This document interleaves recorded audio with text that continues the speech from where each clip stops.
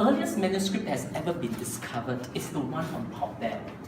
Now, that is called John Ryland's papyrus. And this manuscript is dated to about 120 AD.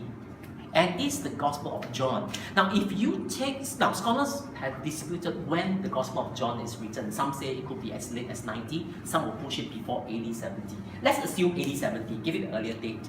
Now, if this is dated 120, you're talking about around 50 years. You already have this being circulated in Egypt. And so this is on public display in John Ryland's library in Manchester. So if you go to Manchester, you can actually walk inside John Ryland's library and you can see that on display. Now, this was the actual size. The manuscript is only this size. It's the front and back. So this is the front, that is the back, and it's from part of John chapter 18. Now, this one is P46. Now, P46 is simply given for a particular manuscript, not in the order that it has been discovered and named. So it's not in chronological order. It doesn't mean P41 is earlier, P46 is later. No, that's not what it meant. Now, for biblical scholars like us, for the New Testament, the most important papyrus, which you see, this one here, is actually P45, 46, 47. P45, the Gospel, P46, the letters of Paul, 47 will be Revelation. So this is part of P46. Now, P46, we have one of the earliest compilation of Paul's letters.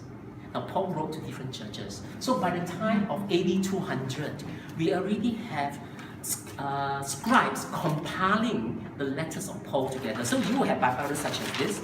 Two of them, you probably stitch this papyrus together, and then you form like a codex, like a book form that you could turn, and it was written front and back.